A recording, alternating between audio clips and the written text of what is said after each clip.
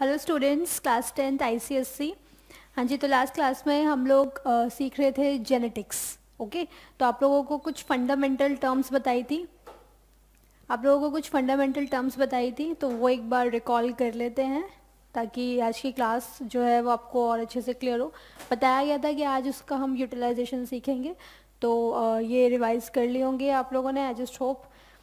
ठीक है क्लास, तो अब ये जो है एक बार मैं आप लोगों को ब्रीफ कर देती हूँ इसमें क्या क्या बताया गया था। जेनेटिक्स जो है it is basically the branch of biology. Bio की एक ब्रांच है जिसमें आप हेरिडिटी और वेरिएशंस के बारे में पढ़ते हैं, है ना। बायो तो पता ही है क्या सब्जेक्ट है, क्या पढ़ते हैं उसमें, उसी की एक ब्रांच है ना, सब ब्रांच बोल सकते हैं, जिसमें आप हेरिडिटी पढ़ते हैं, वेरिएशंस के बारे में पढ़ते हैं। हेरिडिटी हमें समझ में आ गया था कि जो भी ट्रेड्स पेरेंट से प्रोजनी में जा रहे हैं, जो भी बॉडीली फीचर्स हैं या जो भी कैरेक्टर्स हैं, ट्रेड्स हैं, वो अगर पेरेंट से प्रोजनी में जा रहे हैं, उस पूरे प्रोसेस को हम क्या बोल रहे थे, हेरिडिटी या इनहेरिटेंस, इसी ट्रांसमिशन को।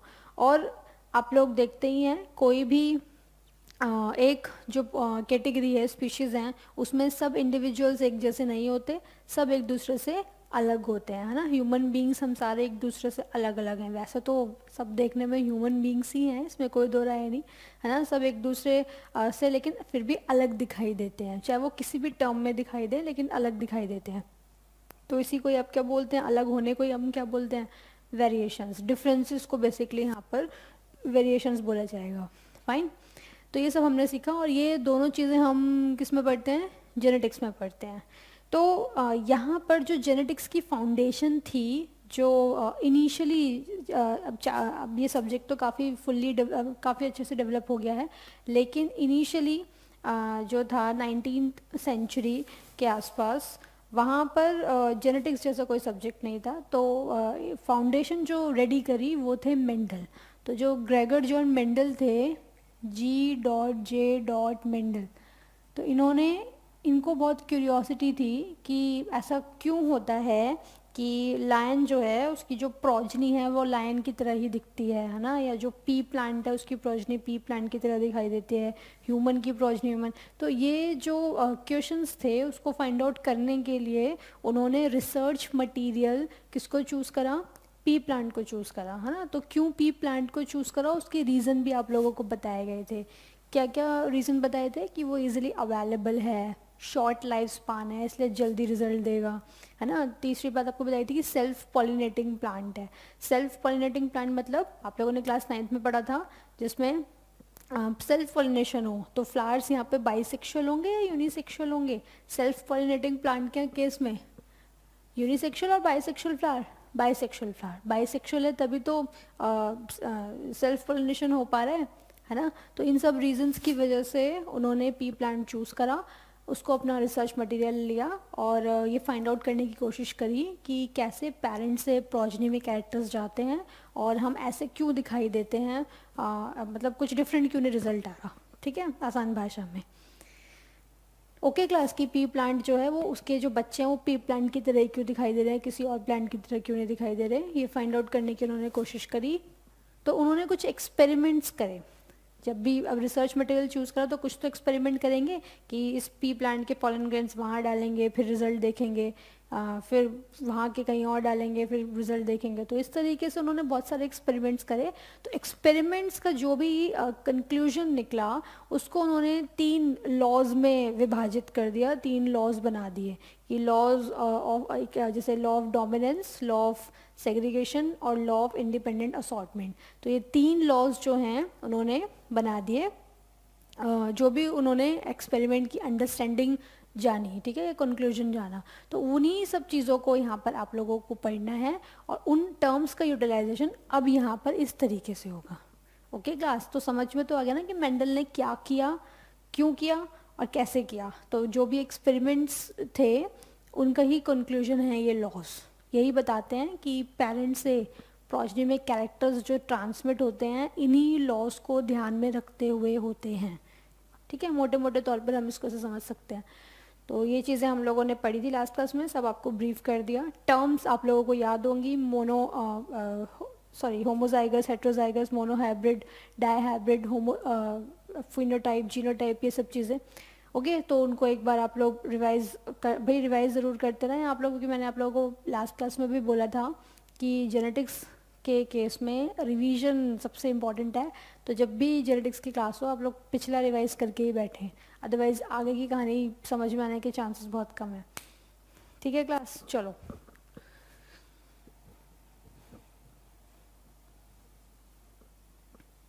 एक कंसेप्ट और समझ लो, फिर उसके बाद हम लॉस पढ़ेंगे मेंडल के, जहाँ पर इनका यूटिलाइजेशन होगा। देखिए भाई, जो मेंडल थे उन्होंने पी प्लांट को रिसर्च मटेरियल लिया, ये मैंने पी प्लांट दिखा दिया, ठीक है। पी प्लांट ही मान लो, वैसे तो सारे प्लांट इसी तरीके से दिखाए जाते हैं, ठीक। तो ये जो पी प्लांट है, इसमें इसके केस में ये फ्लावर सपोज, ठीक। अभी आप लोगों को कुछ भी नहीं लिखना है, पहले समझ लीजिए, अभी लिखवा दिया जाएगा सब। तो ये जो फ्लावर है, आप लोग जानते हैं यही साइट ऑफ सेक्सुअल रिप्रोडक्शन है, इसी जगह पर रिप्रोडक्शन होता है। तो जब इसी जगह रिप्रोडक्शन होगा तो कौन से पार्ट्स में होगा? 4 वॉल्स पढ़े थे, एंड्रोशियम, गाइनोशियम, कैलिक्स, कोरोला। हाँ, क्लास 9th में याद होगा, या भूल गए सब कुछ? क्लास 9 पास आउट कर ली, बस दिमाग खाली करो, बहुत इन्फॉर्मेशन भरी पड़ी है दिमाग में। तो ये जो फ्लावर है, इसमें आप लोग जानते हैं मेल रिप्रोडक्टिव पार्ट भी है यानी कि एंड्रोशियम, और फीमेल रिप्रोडक्टिव पार्ट भी है यानी कि गाइनोशियम, दोनों है। इसीलिए फ्लावर कैसा है? बाइसेक्सुअल। तो बाइसेक्सुअल है तो सेल्फ पॉलिनेशन होने की संभावना, प्रोबेबिलिटी, पॉसिबिलिटी ज़्यादा है, ऐसा है या नहीं? ठीक है, तो सेल्फ पॉलिनेशन अगर हो जाएगा, अपने आप ही ये पॉलन ग्रेन्स यहाँ चले जाएंगे, तो मेंडल एक्सपेरिमेंट कैसे करेगा? मतलब फॉर एग्जांपल उसको देखना हो कि ये टॉल प्लांट है, ये ड्रॉफ प्लांट है, फाइन। तो ड्रॉफ प्लांट के बच्चे भी ड्रॉफ होंगे, पूरी चांसेस हैं, और टॉल प्लांट के बच्चे कैसे होंगे? टॉल होंगे। लेकिन मेंडल जो है वो चाहता है कि मैं इसके पॉलन ग्रेन्स ड्रॉफ वाले प्लांट में या फ्लावर में ट्रांसमिट करूं। तो ट्रांसमिट करने के लिए पहले इस फ्लावर में, ये जो पी प्लांट जो है, इसके फ्लावर में दोनों पार्ट्स आ रहे हैं ना, मेल और फीमेल, कैसे भी करके मुझे यहाँ से मेल हटाना पड़ेगा। जब मैं यहाँ से स्टेमन, एंड्रोशियम रिमूव कर दूंगा या कर दूंगी, तो उस कंडीशन में क्या होगा? मेंडल भाई जब इसको रिमूव करेगा तभी तो वो अपने मतलब जो भी डिज़ायर पॉलन ग्रेन्स है वो इंट्रोड्यूस कर पाएगा, ऐसा है ना भाई। टॉल प्लांट टॉल प्रोजनी जो है देने के उसके पूरे चांसेस हैं, ड्रॉफ प्लांट जो है वो ड्रॉफ प्रोजनी देने के उसके पूरे चांसेस हैं, ठीक। अब ये जो प्लांट्स हैं, इनमें फ्लावर्स जो आएंगे, आ रहे हैं, वो आ रहे हैं कैसे? सेल्फ पॉलिनेशन वाले यानी कि बाइसेक्सुअल वाले। तो अगर बाइसेक्सुअल वाले होंगे तो ये आपस में ही पॉलिनेशन कर लेंगे, तो हम कैसे जज करेंगे? हम तो फिर एक्सपेरिमेंट कर ही नहीं पाएंगे, क्योंकि वही रिजल्ट देते रहेंगे, तो एक्सपेरिमेंट हुआ ही कहाँ? तो एक्सपेरिमेंट करने के लिए इन फ्लावर्स को आपको यूनिसेक्सुअल बनाना होगा, ठीक है, इनको यूनिसेक्सुअल बनाना होगा, ताकि हम अपने डिज़ायर्ड जो भी हमें एक्सपेरिमेंट करने हैं उसके पॉलन ग्रेन्स उन पे डस्ट कर दें और रिजल्ट देख लें, ठीक है ना। जैसे फॉर एग्जांपल ये बाइसेक्सुअल फ्लावर है, ये भी बाइसेक्सुअल फ्लावर है, ये टॉल है, ये ड्रॉफ प्लांट है। तो अब इस कंडीशन में आप देखो, इसकी प्रोजनी हमेशा ड्रॉफी आएगी, ये ज़्यादातर ड्रॉफी आएगी, क्योंकि आप लोग जानते हैं ये बाइसेक्सुअल फ्लावर। फिर ऐसे ही ये भी बाइसेक्सुअल फ्लावर, सेल्फ पॉलिनेशन होगा तो इसकी प्रोजनी भी टॉल ही आएगी, ठीक है। अब मुझे क्या करना है? मुझे इसके पॉलन ग्रेन्स इसमें ट्रांसमिट करने हैं, तो मैं यहाँ से पहले मेल हटा दूँ, क्योंकि अगर मेल होगा, स्टेमन वाला पार्ट होगा, तो वो पॉलन ग्रेन सीधा कहाँ चले जाएंगे? पिस्टल पे, मतलब सेल्फ पॉलिनेशन तुरंत हो जाना है। तो ये हम नहीं चाहते, क्योंकि अगर पॉलिनेशन हो गया तो फिर फर्टिलाइजेशन होने के चांसेस भी बहुत हाई हैं, तो फिर तो सब कुछ कंसेप्ट बिगड़ गया ना, तो ऐसा नहीं होना चाहिए। तो इसलिए पहले यहाँ से मेल हटाओ। तो रिमूवल ऑफ स्टेमन, स्टेमन को रिमूव करना या फिर एंथर को रिमूव करना, इसी प्रोसेस को आप क्या बोलते हो? ईमास्कुलेशन। तो मेंडल ने ईमास्कुलेशन परफॉर्म करा, ठीक है, ताकि वो अपना मनपसंद पॉलन ग्रेन इंट्रोड्यूस करवा सके रिजल्ट देखने के लिए, क्योंकि ऐसे नेचर में अगर ऐसी वो नहीं कराता तो ये तो सेल्फ पॉलिनेशन करके वही टॉल बनाते रहते, यही सेल्फ पॉलिनेशन करके ड्रॉप बनाते रहते। तो फिर एक्सपेरिमेंट क्या हुआ, ये तो नेचुरली काम हो रहा है, जो नेचर कर रही है वही हो रहा है, ठीक है। तो एक्सपेरिमेंट कराने के लिए कुछ तो इंटरफेयर करना पड़ेगा। तो इंटरफेयर करने के लिए पहले सीजर चलाओ और किसको हटाओ, स्टेमन को, ठीक है। स्टेमन को रिमूव करने का काम इज इमास्कुलेशन। बात समझ में आ गई। लेकिन आप लोग जानते हो, क्लास 9 में पढ़ चुके हो कि जो फीमेल रिप्रोडक्टिव पार्ट है, यानी कि स्टिग्मा वाला पार्ट है, ये स्टिग्मा तो ओपन है ना, ये यहाँ से तो चलो आपने हटा दिया पॉलन ग्रेन, सॉरी एंथर, ये स्टमन हटा दिया, लेकिन ये तो एक्सपोज्ड है हवा में। तो हवा के जरिए क्या कोई और दूसरा पॉलन ग्रेन नहीं आ सकता? बिल्कुल आ सकता है। तो ऐसा ना हो, इसीलिए इस स्टिग्मा को कवर भी कर दिया उसने। किससे कवर कर दिया? एक बहुत फाइन पेपर आता है, इसको ऐसे समझ लो, तो उससे कवर कर दिया। तो उसी प्रोसेस को आप क्या बोल देते हैं? बैगिंग, ठीक है। क्यों कवर कर दिया? ताकि कोई भी पॉलन ग्रेन यहाँ पर आके ना बैठ जाए, क्योंकि अगर यहाँ पर आके पॉलन ग्रेन बैठ गया और वो सेम स्पीशीज का हुआ तो फिर पॉलन ट्यूब बनेगी, पॉलन ट्यूब बनेगी तो फिर फर्टिलाइजेशन भी हो जाएगा, तो यहाँ पर पी डेवलप हो जाएंगे, मटर आ जाएंगे कुछ दिनों बाद। तो फिर अगेन रिजल्ट, तो फिर एक्सपेरिमेंट क्या हुआ है? काम तो नेचर नेचुरली हो रहा है, नेचर ही कर रही है अपने आप ही। बात समझ में आ रही है ना? तो इसीलिए ऐसा ना हो, इसीलिए मेंडल ने दो काम करे एक्सपेरिमेंट परफॉर्म करने से पहले, एक्सपेरिमेंट इनिशिएट करने से पहले उन्होंने दो काम करे। पहला काम कौन सा करा कि जितने भी उन्होंने पी प्लांट्स वहाँ पर थे जिन पे भी वो एक्सपेरिमेंट कर रहे थे, सपोज वो 200 पी प्लांट पर एक्सपेरिमेंट कर रहे थे, तो उसमें उन्होंने इमास्कुलेशन और बैगिंग करवा दी। मेल रिप्रोडक्टिव पार्ट कुछ में हटा दिया, सब में नहीं हटाया, कुछ में हटाया, ठीक है। सब में हटा देंगे तो फिर पॉलन ग्रेन्स कहाँ से लाएंगे? तो कुछ में हटा दिया, जिन जिन में हटा दिया, तो उस कंडीशन में वहाँ पे सिर्फ फीमेल पार्ट बचा। Phenomena is emasculation. और जिन फ्लावर्स में उन्होंने मेल रिप्रोडक्टिव पार्ट हटा दिया था, उसी फ्लावर की फीमेल को किससे कवर कर दिया? एक पेपर से, और फिनोमिना इज कॉल्ड बैगिंग, ठीक है, ताकि वो एक्सपोज्ड ना हो जाए किसी भी पॉलन ग्रेन को लेने के लिए। Okay class. फिर अब ये फीमेल रिप्रोडक्टिव पार्ट जो है, जब उनको अपना मनपसंद पॉलन ग्रेन इंट्रोड्यूस करना होगा, फॉर एग्जांपल किसी टॉल प्लांट का पॉलन ग्रेन इंट्रोड्यूस करना है, ठीक है, तो उस कंडीशन में वो क्या करेंगे? पॉलन ग्रेन्स यहाँ पर इसको हटाएंगे, रिमूव करेंगे पेपर को, और यहाँ डस्ट कर देंगे, ठीक है। पॉलन ग्रेन डस्ट वगैरह वही एंथर को कुछ पार्ट लेकर के डस्ट कर देंगे। फिर नेचुरल आप लोगों को पता ही है, ये न्यूट्रिशन एब्जॉर्ब करेंगे, पॉलन ट्यूब बनेगी एंड सो ऑन। ये क्लास 9 में हम पढ़ चुके हैं, समझ गए ना क्लास? तो इस तरीके से मेंडल ने ये दो काम करे ताकि वो एक्सपेरिमेंट कर सके। अदरवाइज ये नहीं करता तो सेल्फ पॉलिनेशन ही होता रहता, और सेल्फ पॉलिनेशन ही होता रहेगा तो फिर तो रिजल्ट अपने जो नेचर जैसा चाह रही है वैसे ही आएगा। वो अपना एक्सपेरिमेंट और अपना दिमाग तो कभी लगा के लॉस फॉर्म नहीं कर सकता कर पाता, ठीक है। तो ये चीज़ें आपको समझ में आ गई। तो इस तरीके से मेंडल ने इमास्कुलेशन और बैगिंग करी सबसे पहले, और उसके बाद उन्होंने अपने डिजायर्ड पॉलन ग्रेन्स डस्ट करे, और डिजायर्ड पॉलन ग्रेन्स डस्ट करने के बाद जो भी रिजल्ट आया, जैसे फॉर एग्जांपल ध्यान से समझना, ये टॉल प्लांट है, ठीक है, ये ड्रॉफ प्लांट है। तो टॉल प्लांट के पॉलन ग्रेन्स इमास्कुलेशन बैगिंग करने के बाद ड्रॉफ में डस्ट कर दिए, फिर देखा कैसी प्रोजनीज आती हैं, है ना। ऐसे ही राउंड सीड्स तो पता है ना, और ये रिंकल्ड सीड्स, इसकी रिंकल्ड सीड्स हैं। इसके पॉलन ग्रेन्स, मतलब ये एक ऐसा प्लांट है जिसमें मटर कैसी आती हैं? बड़ी अच्छी राउंड आती है। और ये एक ऐसा प्लांट है जिसमें मटर कैसी आती हैं? रिंकल्ड आती हैं। रिंकल्ड तो समझ रहे थे ना, उस दिन बताया था कुछ इस तरीके से, और राउंड बढ़िया सी। ओके, तो इसके पॉलन ग्रेन्स यहाँ डस्ट करे तो देखा अब कैसी सीड्स आएंगी, है ना, राउंड आएंगी कि रिंकल्ड आएंगी।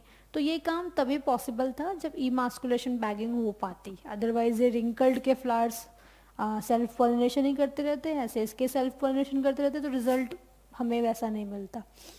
तो इमास्कुलेशन बैगिंग करी, और अपने मनपसंद जो भी पॉलन ग्रेन्स थे वो डस्ट करने शुरू करे, और फिर रिजल्ट देखना शुरू करा प्रोजनी की, प्रोजनी कैसी आ रही है। तो जो भी उन्होंने प्रोजनीज देखी, उसी को ही उन्होंने और गहराई से समझने की कोशिश करी कि अच्छा इस तरीके के ट्रेड्स लिए जाए तो ऐसा कुछ होता है, इस तरीके के ट्रेड्स लिए जाए ऐसा कुछ होता है। तो ऐसे करते करते करते उन्होंने बहुत कंक्लूड करा, निष्कर्ष निकाला, और वो जो निष्कर्ष निकाला, कंक्लूजन निकाला, उसी को ही उन्होंने 3 लॉज में डिवाइड कर दिया। Law of dominance, law of independent assortment, sorry law of segregation और लॉ ऑफ इंडिपेंडेंट असॉर्टमेंट।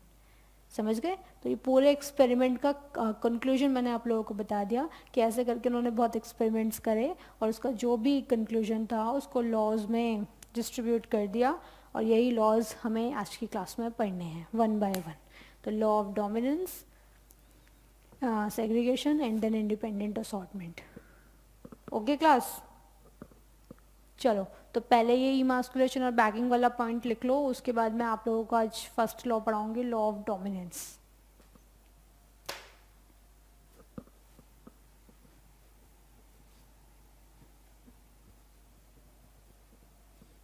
जहाँ पर आप लोगों को लिखवाया गया है ना कि मेंडल ने पी प्लांट क्यों चूज़ किया, वहाँ पर आप लोगों को कुछ पॉइंट्स लिखवाए होंगे, ज़रा पेज टर्न कर कर देखो आप लोग, उसमें लिखवाया होगा कि ईजिली अवेलेबल है, सेल्फ पॉलिनेटिंग है ना, और शॉर्ट लाइफ स्पान का भी लिखवाया होगा ना ऐसा कुछ। उसमें अगर आप लिखना चाहो तो लिख लो बाइसेक्सुअल फ्लावर, ये पॉइंट भी ऐड करना चाहो कर लो, क्योंकि सेल्फ पॉलिनेशन वैसे लिखवा रखा है तो वैसे नीडेड नहीं है, बट स्टिल आपको नीडेड लगे तो आप लोग ऐड कर लीजिए बाइसेक्सुअल फ्लावर्स वाला, ठीक है। Produce bisexual flower, P plant bisexual flower produce करता है। अब आगे लिखो, जहाँ पर आप लोगों ने ख़त्म किया था लास्ट की क्लास का, टर्म्स वगैरह होमोजाइगस हेट्रोजाइगस थी आई थिंक लास्ट, उसी में फिर आगे कंटिन्यूशन में 2 लाइन छोड़ के लिखो, as we have studied that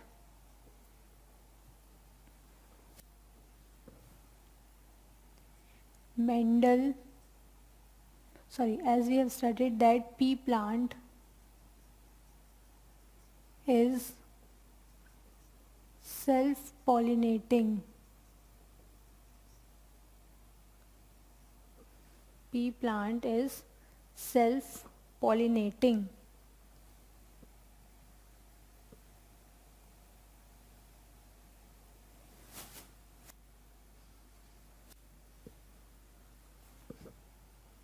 Its flowers are bisexual.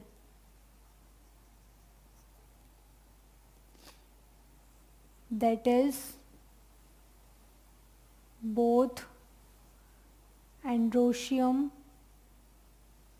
and gynoecium. Androecium and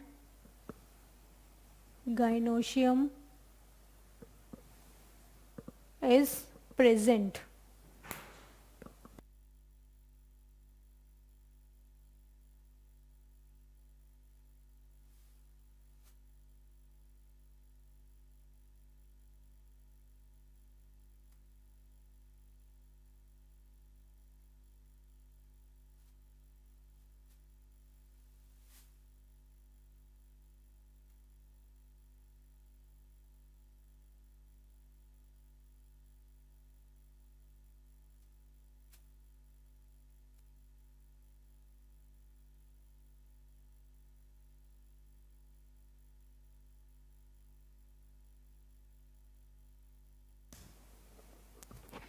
हाँ जी, यहाँ कंप्लीट करिए। Both androecium and gynoecium are found, या आर प्रेजेंट, जो भी आप लोगों ने लिखा था। Its flowers are bisexual.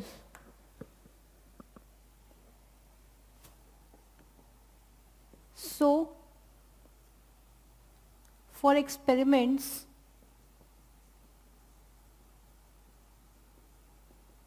it's important to make them, for experiments, it's important to make them unisexual.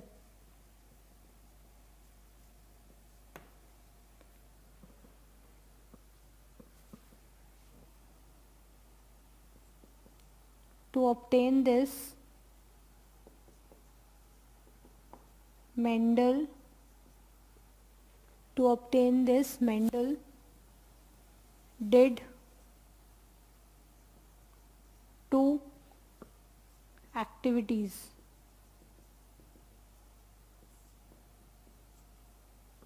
ठीक है. नंबर 1,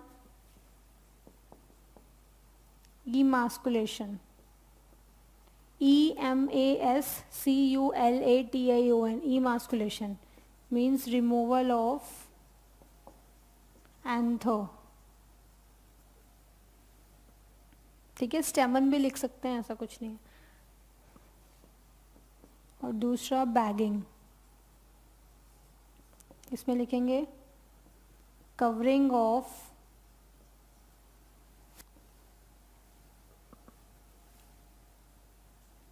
स्टिग्मा, ब्रैकेट में, ऑफ इमास्कुलेटेड फ्लावर. जिस फ्लावर का इमास्कुलेशन हो गया है, मतलब वहाँ पर एंथर रिमूव हो गया है, उसी की स्टिग्मा को तो कवर करेंगे, है ना, ताकि कोई दूसरा पॉलन ग्रेन ना आ जाए. Covering of stigma by paper.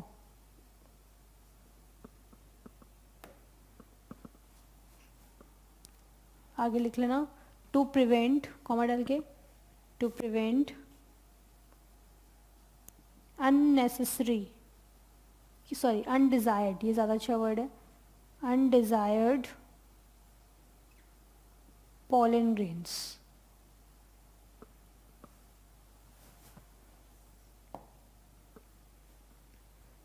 फिर नेक्स्ट लिखेंगे, after these two activities,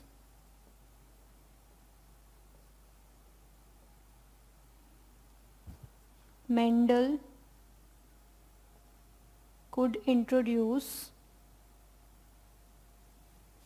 desired pollens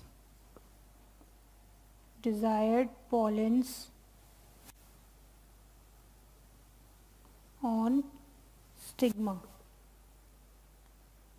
ठीक है.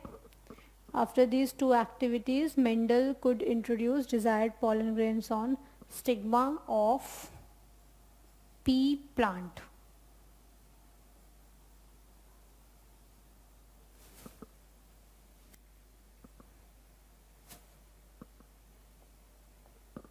To do various experiments. Mendel could introduce desired pollens on stigma of pea plant to do various experiments.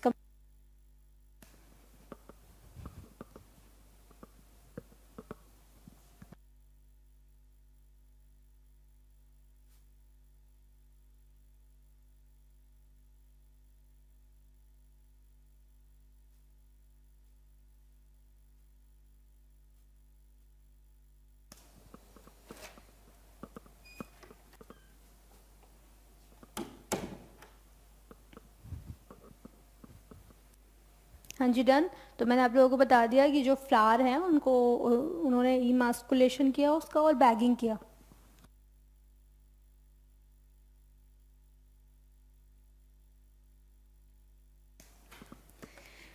Emasculation and bagging उन्होंने perform किया और फिर उन्होंने experiments शुरू करे और उसका कंक्लूजन जो निकला उसी को उन्होंने लॉज जो है फिर वो फॉर्म कर दिए. तो after these two experiments Mendel could introduce desired पॉलेंस को अंडरलाइन करो on stigma to do various experiments. आगे लिखेंगे,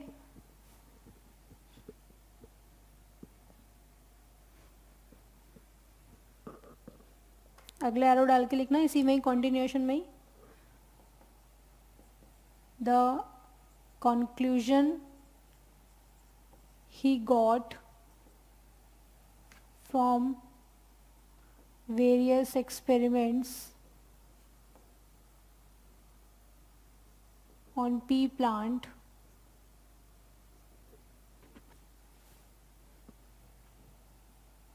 was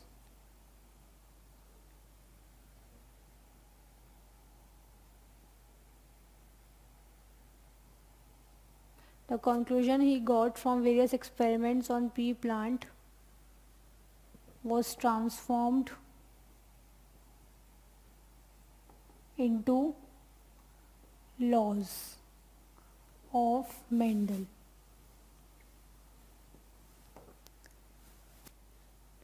ठीक है, उसी को इन्होंने ट्रांसफॉर्म कर दिया इनटू लॉज ऑफ मेंडल। समझ गए? तो आप लोग अब अगली बड़ी हेडिंग बनाइए इसके बाद।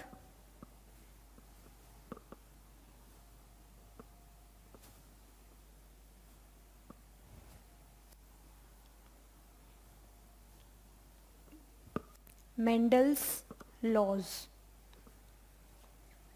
मेंडल्स लॉज या फिर लॉज ऑफ मेंडल, इसी के लिख सकते हैं laws of inheritance, laws of inheritance. Fine, इसमें लिखिए Mendel proposed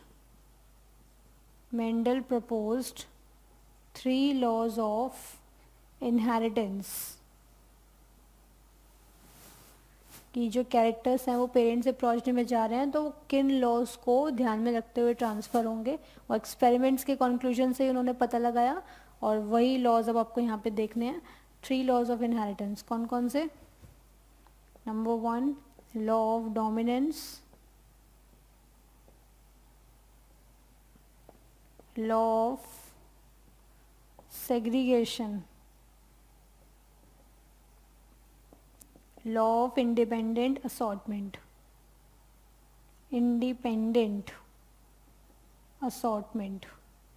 spelling is ASSORTMENT, assortment। segregation आप लोग लिख लेंगे SEGREGATION, लिखिए भाई। और अगली बड़ी हेडिंग बनाइए इसके बाद law of dominance, law of dominance करिए कंप्लीट।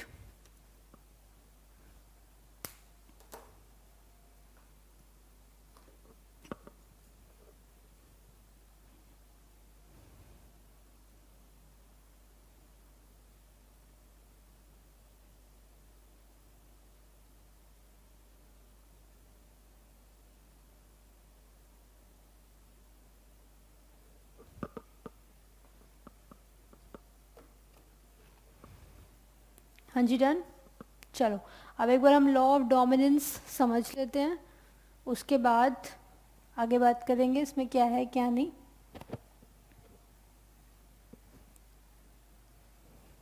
एक एक करके ये सारे लॉज आप लोगों को पढ़ने हैं, okay.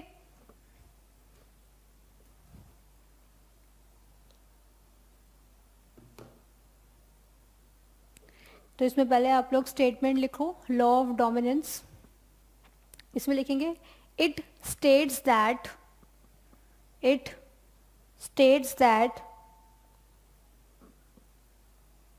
when two individuals having one or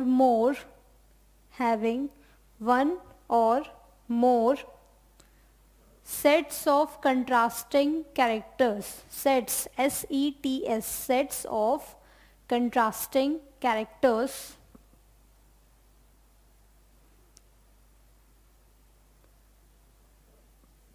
of contrasting characters are crossed, comma लगा के लिखो the characters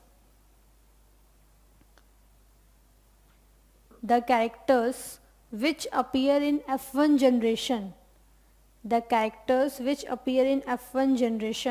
कॉमा लगा के लिखेंगे called dominant characters।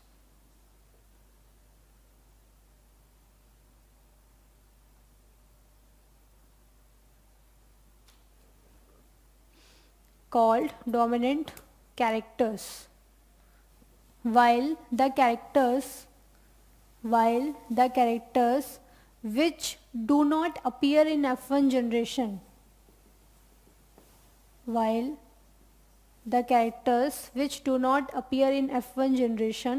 ब्रैकेट में लिखो that is remains hidden, that is remain hidden, comma लगा के लिखेंगे, कॉल्ड रिसेसिव कैरेक्टर्स।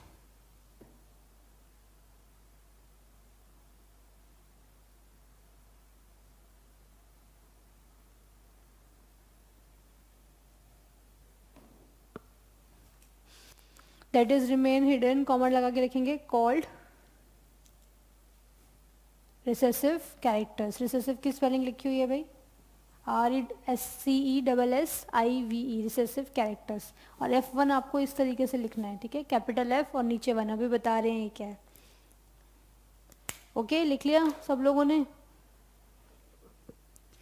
तो लॉ ऑफ डोमिनेंस जो है, मैंने अभी आपको सिर्फ स्टेटमेंट बताई है, इसको हम समझेंगे कि ये लॉ क्या बोलता है, ठीक है। तो इसमें हमने दो आप लोगों को टर्म्स दिख रही होंगी, डोमिनेंट कैरेक्टर और रिसेसिव कैरेक्टर, उसको अंडरलाइन कर दो। तो बेसिकली ये लॉ यही बताता है कि जो भी कैरेक्टर्स F1 जनरेशन में आ जाएं वो डोमिनेंट हैं, और जो F1 में नहीं आए वो रिसेसिव है, ठीक है।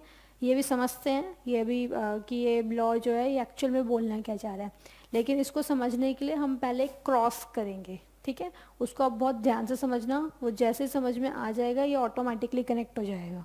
ओके, तो एक क्रॉस लेते हैं, 2 पी प्लांट लेते हैं, अभी कुछ भी मत ड्रॉ करना आप लोग, पहले समझ लीजिए।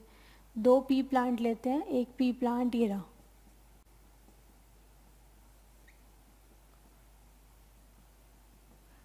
ठीक, और ये दूसरा पी प्लांट, फाइन। ये जो है ये है पेरेंट्स,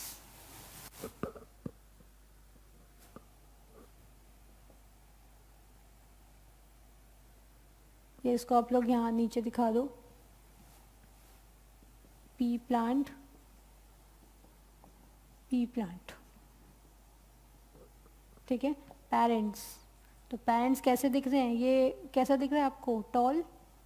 हम कंट्रास्टिंग कैरेक्टर कौन सा ले रहे हैं, आप लोगों को लास्ट क्लास में बताया था कि मेंडल ने 7 कैरेक्टर स्टडी करे पी प्लांट के अंदर, 7 pairs of contrasting character. Contrasting मतलब बिल्कुल एक दूसरे को ऑपोजिट। तो उन्होंने हम यहाँ पर जो उन्होंने एक्सपेरिमेंट किए उसी की स्टडी कर रहे हैं, है ना। तो उन्होंने बहुत सारे एक्सपेरिमेंट करे, तो एक एक्सपेरिमेंट के ज़रिए हम समझ लेते हैं लॉ ऑफ डोमिनेंस, समझ गए। तो उनका जो एक्सपेरिमेंट था इससे हम लॉ ऑफ डोमिनेंस समझ रहे हैं। तो उनके एक एक्सपेरिमेंट में उन्होंने एक कंट्रास्टिंग कैरेक्टर कंसिडर करा था, प्लांट की हाइट, फाइन। तो हम यहाँ पर प्लांट की हाइट ले रहे हैं इस वजह से, ठीक है। कुछ और भी ले सकते हैं आप लोग, ऐसा कुछ नहीं है, बट उन्होंने जो एक्सपेरिमेंट करे हम यहाँ पर वही पढ़ रहे हैं, इसीलिए प्लांट की हाइट। तो पेरेंट्स जो हैं यहाँ पे आप लिख सकते हैं कंसिडर कैरेक्टर, कंसिडर कैरेक्टर्स, या कैरेक्टर सॉरी, प्लांट हाइट। उसमें 2 ही कंट्रास्टिंग कैरेक्टर्स थे, टॉल और ड्रॉफ, ठीक है ना क्लास। तो यहाँ पे पेरेंट्स आपको टॉल दिख रहे हैं, टॉल बना दो मेल को, और जो फीमेल है दैट इज ड्रॉफ, फाइन। ओके, तो ये आपको दिख रहा टॉल है, ये आपको ड्रॉफ दिख रही है, फाइन। तो यहाँ पर इसी को ही बोल देते हैं फिनोटाइप। क्यों बोला है फिनोटाइप, क्योंकि उस दिन बताया था वो एक्सटर्नल अपीयरेंस के लिए आता है। तो एक्सटर्नली तो हमें ये कुछ इसी तरीके से दिखाई दे रहे हैं ना, इसीलिए फिनोटाइप, ठीक। अब इनका जीनोटाइप लिखते हैं। तो टॉल जो है उसके लिए आप लोगों को सिंबल बताया था कैपिटल टी, और यहाँ पर बताया था स्मॉल टी। अभी कुछ भी नहीं लिखना है, आप लोग सिर्फ समझें, ये टाइम दे दिया जाएगा लिखने के लिए। तो ड्रॉफ जो है वो हो गया स्मॉल टी। तो यहाँ इसका जीनोटाइप क्या होगा, कैपिटल टी, कैपिटल टी। क्यों हमने ऐसा क्यों लिया, हम कैपिटल टी स्मॉल टी भी ले सकते थे, है ना। वो क्यों नहीं लिया, क्योंकि मेंडल के जो एक्सपेरिमेंट्स थे उन्होंने जो था बिल्कुल होमोजाइगस कंडीशन ली थी। ये होमोजाइगस कंडीशन है ना, दोनों एलील्स सेम सेम आ रहे हैं। तो मेंडल ने होमोजाइगस कंडीशन ली थी और हम उन्हीं के एक्सपेरिमेंट्स को पढ़ रहे हैं। अभी के लिए आप ऐसे ही समझो, हालांकि इसके लिए प्योर लाइंस वगैरह जैसी टर्म यूज़ करी जाती हैं, बट अभी के लिए आप यही समझो कि जो मेंडल थे उन्होंने होमोजाइगस कंडीशन मेंटेन करी थी कि एक ये लेवल मैंने सेट कर दिया, अब इससे आगे मुझे देखनी है क्या क्या वेरिएशंस आती हैं। पहले सबको बराबर होना ज़रूरी है, और बराबर का मतलब होमोजाइगस, ठीक। ठीक है ना। ऐसे ही ड्रॉफ जो है वो स्मॉल टी। इतनी बात समझ में आ गई आप लोगों को? ठीक, ये क्या हो गया, ये हो गया जीनोटाइप। फाइन। अच्छा, ये हमने 2 क्यों लिखे, हम 1 भी लिख सकते थे, ऐसा क्यों, क्या रीज़न है? हम टॉल को कैपिटल टी दिखा देते, 2 बार लिखने की क्या ज़रूरत है, और 2 बार लिखा तो फिर और कितनी बार लिख सकते हैं। पहले आप लोग इतना कंप्लीट करो, उसके बाद इसका आंसर देते हैं। पहले आप लोग इतना कंप्लीट करिए। लॉ ऑफ डोमिनेंस स्टेटमेंट लिख ली ना। स्टेटमेंट के बाद बिल्कुल ऐसे ही लिखना है, कंसिडर्ड कैरेक्टर, कौन सा कैरेक्टर कंसिडर किया है, और उसके बाद फिर ये आप लोग बनाना शुरू करो। लिखो यहाँ तक।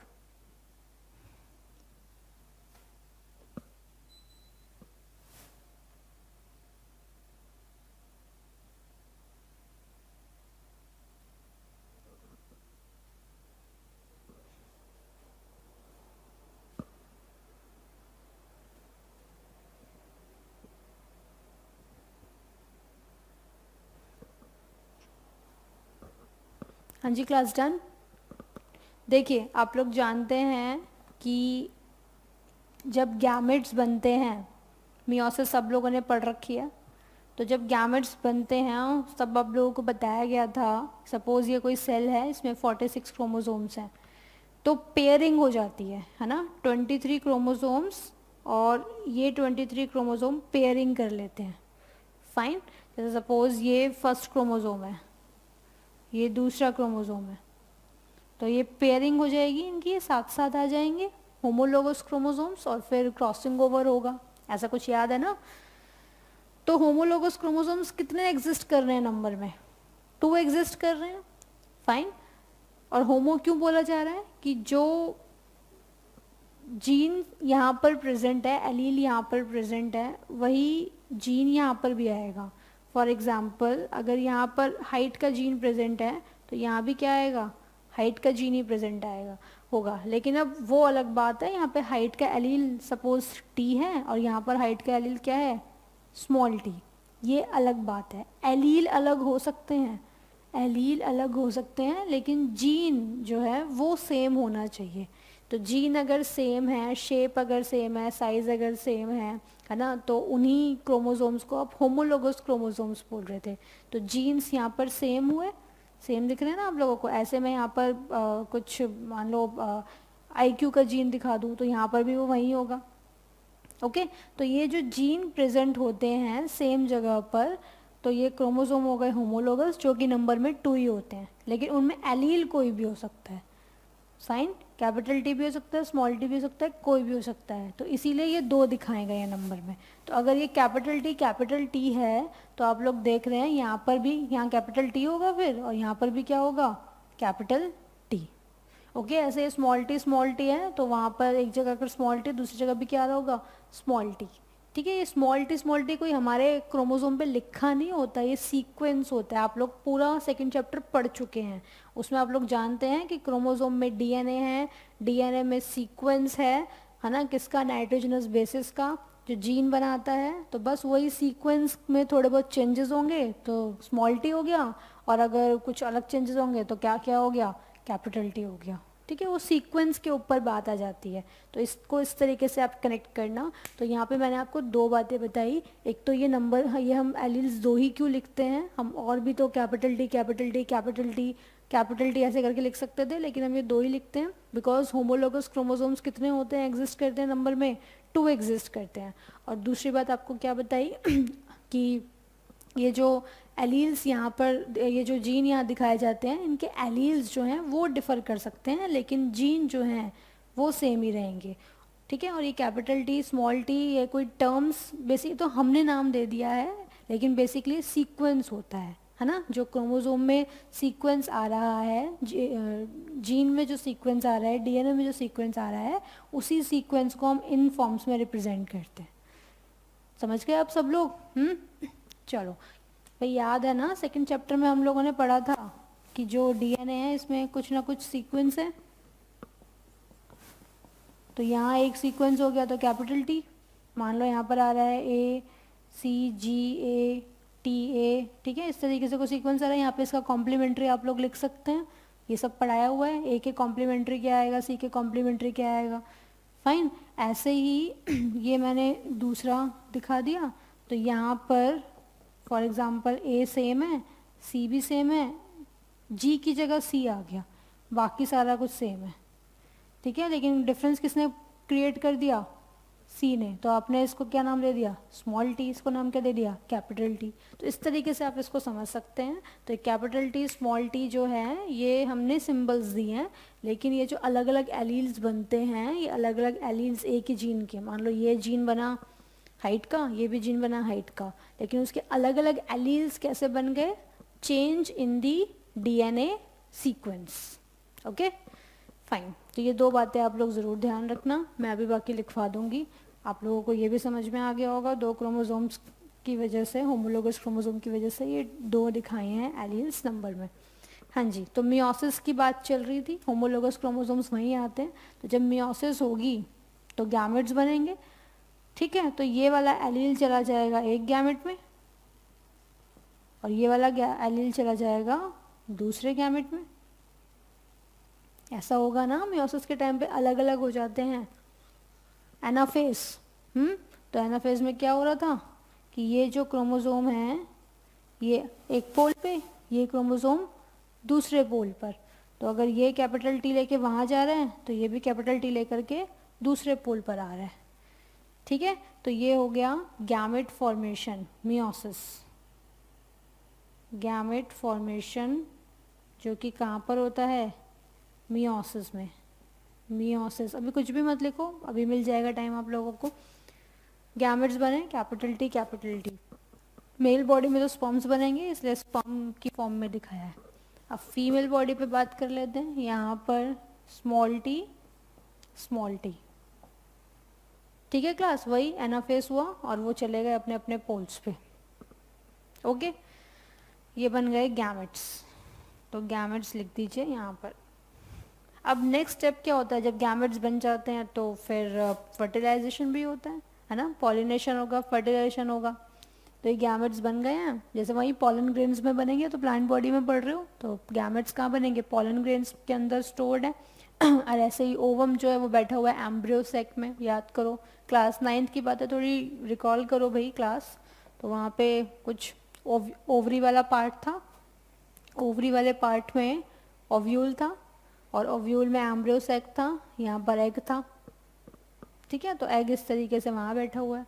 अब क्या काम कराना है, पॉलिनेशन करवाना है। पॉलिनेशन करवा दो, फिर आगे पॉलन ट्यूब बनेगी, फिर फर्टिलाइजेशन होगा, और फर्टिलाइजेशन होगा तो ये पूरा का पूरा स्ट्रक्चर, यानी कि ovule will convert into seed और ovary will convert into fruit, है ना, ऐसा होगा या नहीं। तो ये सारी की सारी बातें जो थी हमने क्लास 9th में सीखी थी, उनका यूटिलाइजेशन देखो ऐसे हो रहा है। तो कैपिटल टी स्मॉल टी। अब अगला स्टेप करेंगे फर्टिलाइजेशन। फर्टिलाइजेशन यहाँ डायरेक्ट दिखा रहे हैं, ऐसा मत समझना डायरेक्ट होता है। बेसिकली पहले पॉलिनेशन होगा, फिर पॉलन ट्यूब बनेगी, तो इतने सारे स्टेप्स तो आपको कनेक्ट करने पड़ेंगे, वो बता ही दिया आपको, दिखाने की यहाँ पे ज़रूरत नहीं है, सिर्फ सीधा फर्टिलाइजेशन दिखाएंगे। तो ये जो कैपिटल टी वाला स्पर्म है ये ओवम से फ्यूज़ करेगा, तो ये इस ओवम से भी फ्यूज़ कर सकता है, ये इस ओवम से भी फ्यूज़ कर सकता है। ऐसा तो है नहीं कि ये इसी से ही करेगा, है ना, रैंडम फ्यूजन होता है, किसी से भी कर सकता है। इससे मत फ्यूज़ होते हुए दिखाना, ये स्पर्म है, ये ओवम नहीं है।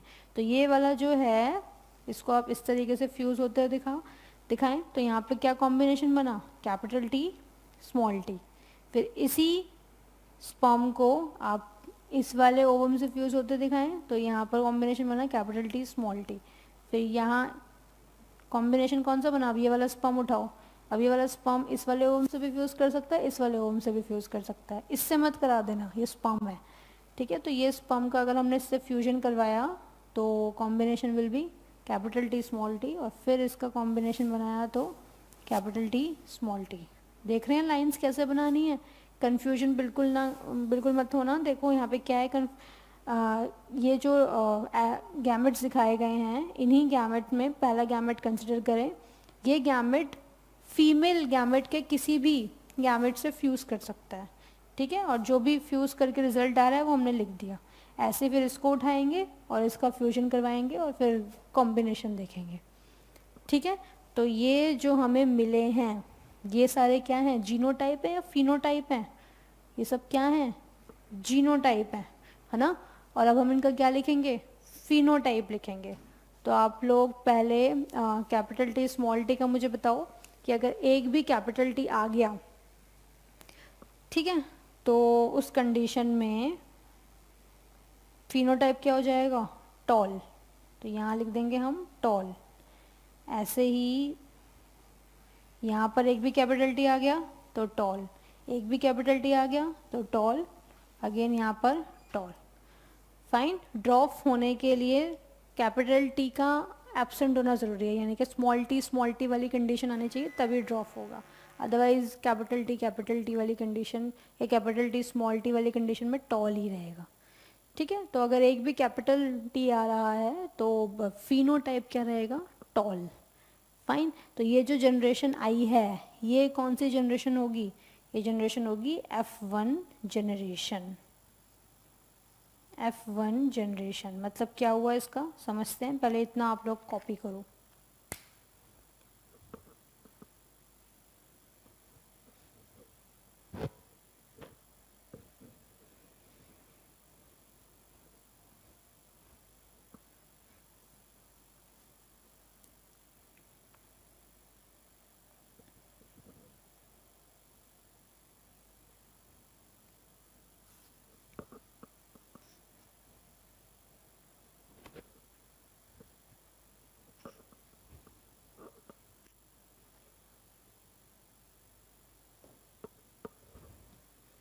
हाँ जी, क्लास डन।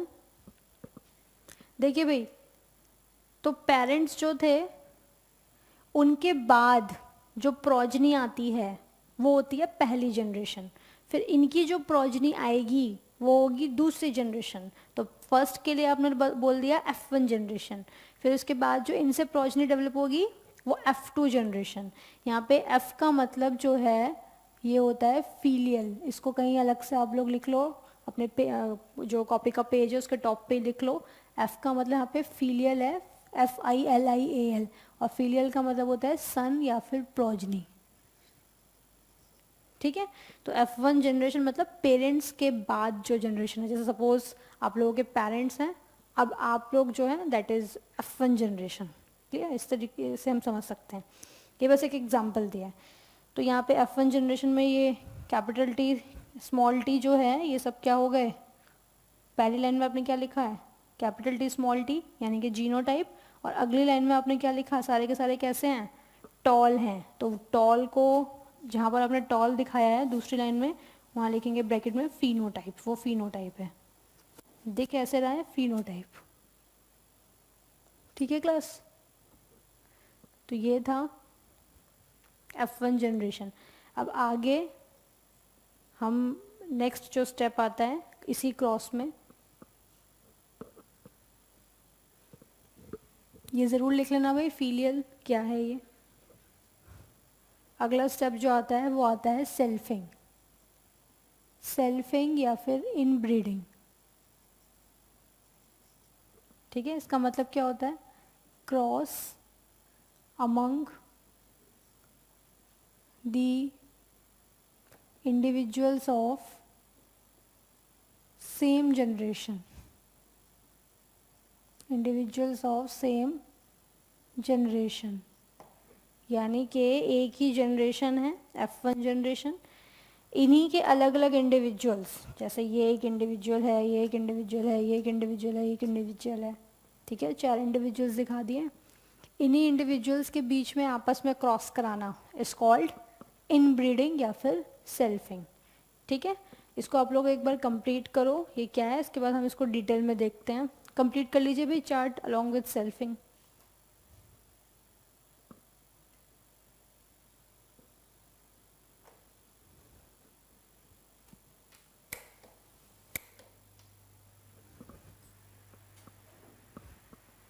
डन। देखो अब इसमें क्या कंडीशन है, यहाँ पर आप कोई भी 2 इंडिविजुअल उठा लो, सपोज मैंने ये और ये उठा लिया, ठीक है, कोई भी उठा सकते हैं, सारे सेम ही है। तो यहाँ पर अब आप लोग लिखेंगे F1 जनरेशन। F1 में 2 इंडिविजुअल्स ले लिए, टॉल बना दो मेल को, यहाँ पे टॉल फीमेल को। ये क्या दिखाया है? फिनोटाइप। ये क्रॉस आपको कंटिन्यूएशन में लिखना है सारा कुछ। इसका जीनोटाइप क्या हो जाएगा? यहाँ जीनोटाइप क्या दे रखा है? कैपिटल टी स्मॉल टी, तो वही लिखना है जो यहाँ पर दिख रहा है। अपनी मर्ज़ी से वहाँ मत ले लेना, वो तो पेरेंट्स का था, यहाँ F1 जनरेशन की बात हो रही है। तो ये हो गया जीनोटाइप। ठीक है, अब वही सेम काम जो वहाँ हुआ था वो काम यहाँ प्रोजनी की बॉडी में भी होगा, है कि नहीं? तो उस कंडीशन में आप देखो, gamete formation capital T small T. एक गैमेट में क्या चला गया? कैपिटल टी, दूसरे गैमेट में क्या चला गया? Small T. ऐसे यहाँ पर कैपिटल टी स्मॉल टी। ठीक, ये हो गया मियोसिस, ये हो गए गैमेट्स। अब रैंडम फ्यूजन, पहले इस वाले गैमेट का इससे फ्यूजन करेंगे, रिजल्ट इज कैपिटल टी, इसी गैमेट का इससे फ्यूजन करेंगे कैपिटल टी स्मॉल टी, फिर इस वाले गैमेट का इससे फ्यूजन करेंगे। अच्छा, अब यहाँ पे पहले स्मॉल टी और फिर कैपिटल टी आ रहा है, तो पहले डोमिनेंट लिखा जाता है, मतलब कैपिटल लिखा जाता है, तो इसीलिए पहले आप कैपिटल लिखेंगे, that is capital T small T. और यहाँ पे भी फिर क्या लिखेंगे? सॉरी, यहाँ पे क्या है? स्मॉल टी, तो यहाँ तो ये। ठीक है, ये सारे के सारे क्या हैं? जीनोटाइप या फिनोटाइप? ये हैं जीनोटाइप। और इनका फिनोटाइप लिख दो। एक भी अगर कैपिटल टी आ जाए तो टॉल कंडीशन होगी, यहाँ तो दो दो आ रहे हैं, तो टॉल टॉल, ये भी टॉल, और ये क्या हो जाएगा? ड्रॉफ। ये कौन सी जनरेशन आ गई है? F1 के बाद कौन सी जनरेशन आएगी? F2 generation. ठीक है क्लास? तो जब भी F2 जनरेशन निकल जाती है, अभी आप कुछ ना लिखें, पहले समझ लो, अभी टाइम मिल जाएगा लिखने का। तो जब भी F2 जनरेशन आ जाती है, उसके बाद हम लोग रेशो निकालते हैं। फाइन, तो रेशो कैसे निकालेंगे? देखिए, जब भी F2 जनरेशन निकल जाए हम लोग रेशो निकालेंगे। तो रेशो जो है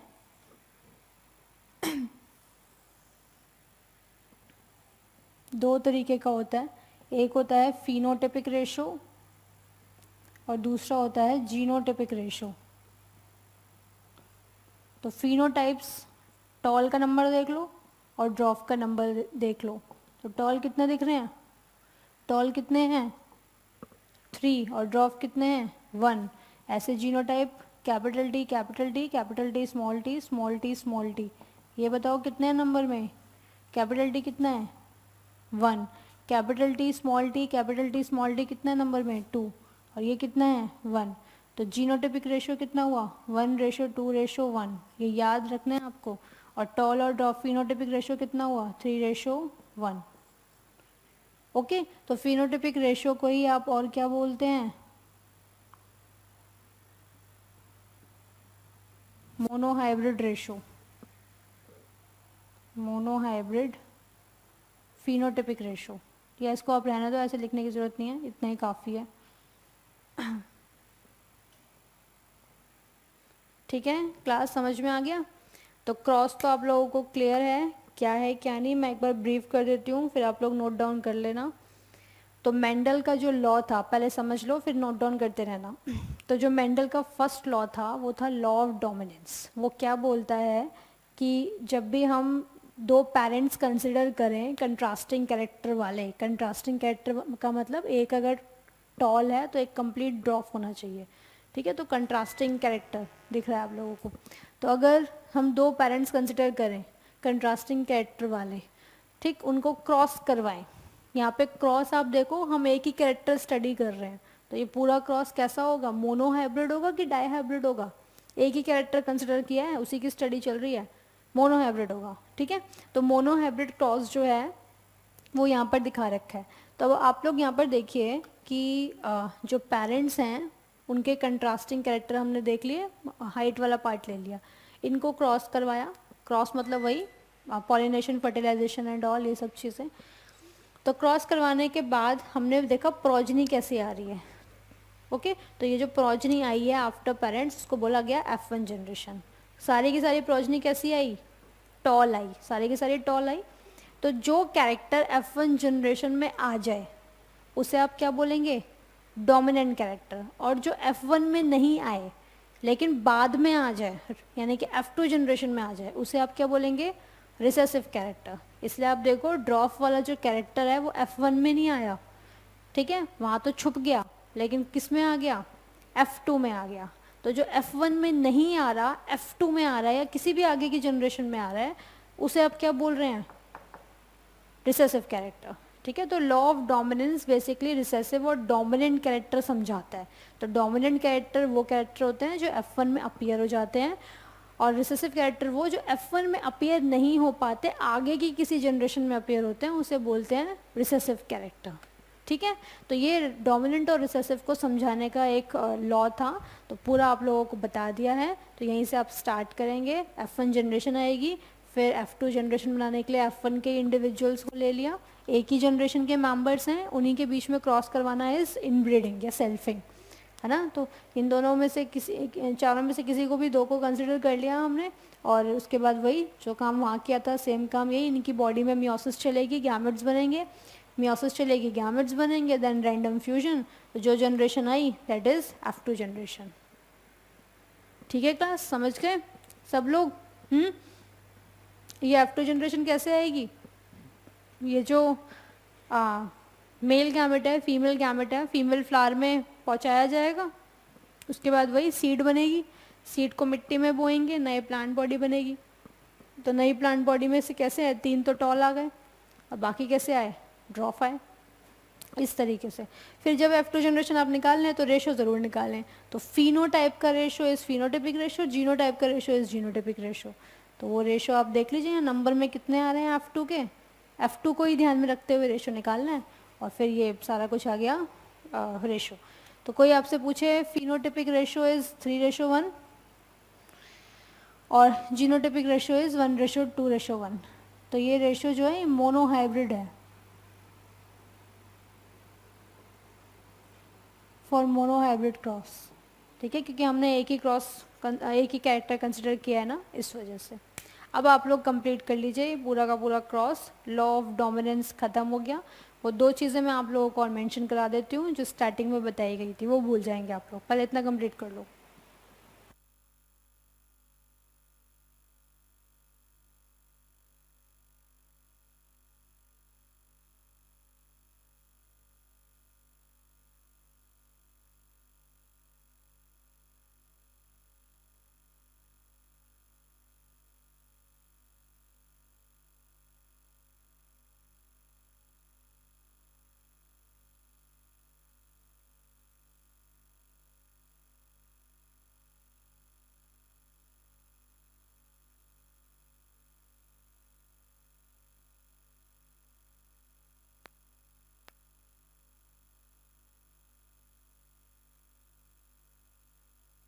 completed,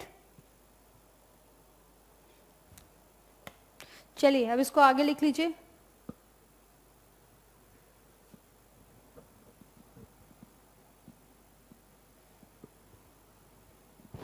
law of dominance complete हो गया है, तो ये आप लोग 2-3 लाइंस छोड़कर ही लिखना जो अब लिखवाया जा रहा है।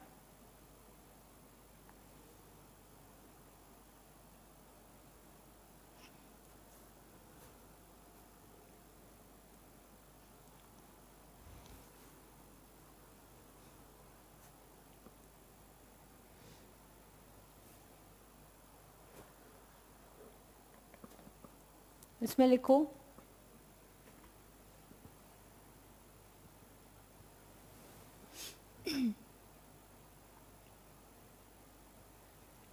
there are 2 homologous chromosomes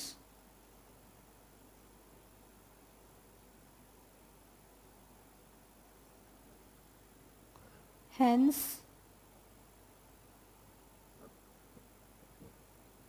alleles are 2. For example ये डायग्राम में दिखा लो इस तरीके से, कैपिटल T स्मॉल t, ये होमोलोगस क्रोमोसोम का पेयर है, a pair of homologous chromosomes. ठीक है, एलील्स अगर दो से ज़्यादा एग्जिस्ट कर रहे हैं तो पॉपुलेशन में एग्जिस्ट करेंगे, लेकिन एक इंडिविजुअल में तो दो ही होंगे। यहाँ लिख लेना इन एन इंडिविजुअल। अगला पॉइंट लिख लेना, the alleles are basically different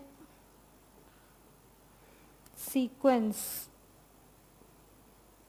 of different sequence in DNA।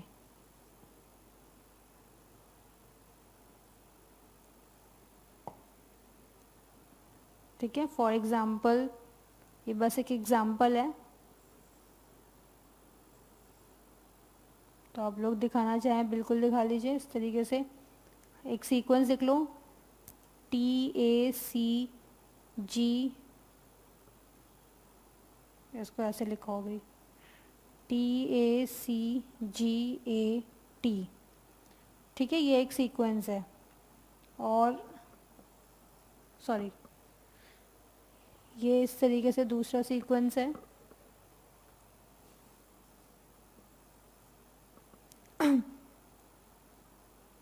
TAGGAT।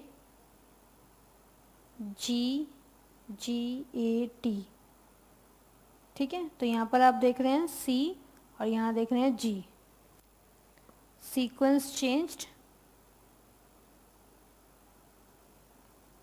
hence different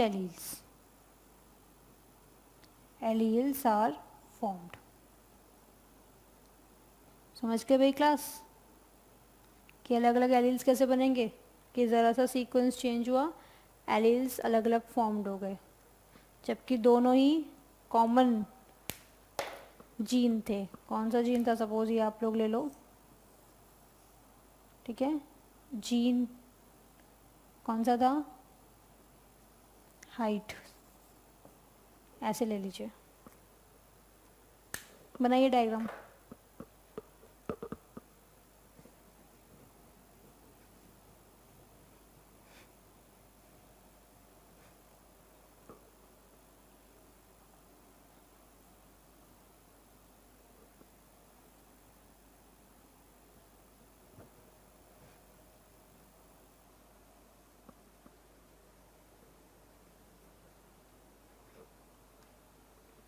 इसके बाद आप लोग अगली हेडिंग बनाइए, लॉ ऑफ डोमिनेंस। सबको समझ में आ गया होगा, मोनो हाइब्रिड क्रॉस का एप्लीकेशन देख लिया, फिनोटाइप, जीनोटाइप, है ना, और ये सब चीज़ें, एलील्स वगैरह।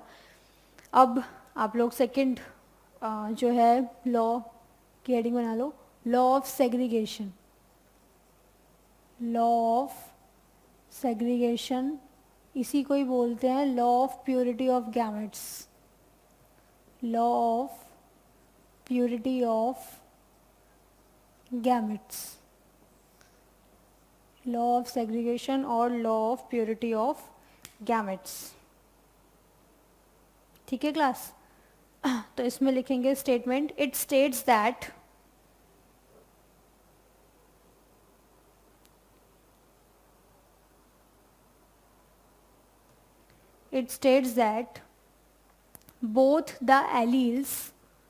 both the alleles of an allelic pair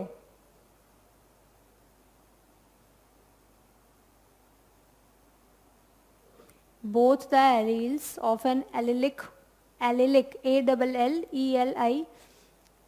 allelic pair gets segregated. Allelic pair gets segregated at the time of gamete formation.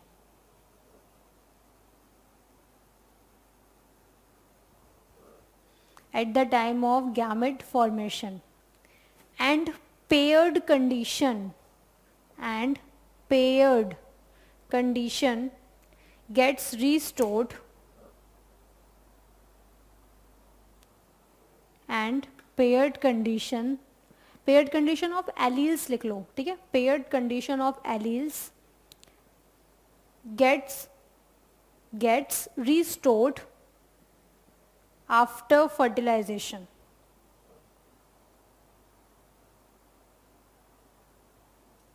gets restored after fertilization, but without being contaminated, but without being contaminated. ठीक है, तो ये था law of segregation.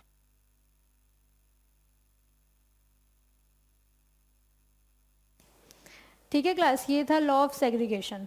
तो मैंने आप लोगों को आज की क्लास में स्टेटमेंट लिखवा दी है. इस स्टेटमेंट को हम समझेंगे अगली क्लास में. ऐसे ही क्रॉस वगैरह बनवाया जाएगा और इसको फिर हम समझेंगे ये स्टेटमेंट क्या बोल रही है, मेंडल ने क्या समझाने की कोशिश करी है इनहेरिटेंस में. ठीक है क्लास, तो आज की क्लास के लिए इतना ही. आप लोग इतना प्लीज़ रिवाइज कर लीजिएगा, बाकी की डिस्कशन अगले सेक्शन में. Okay, thank you.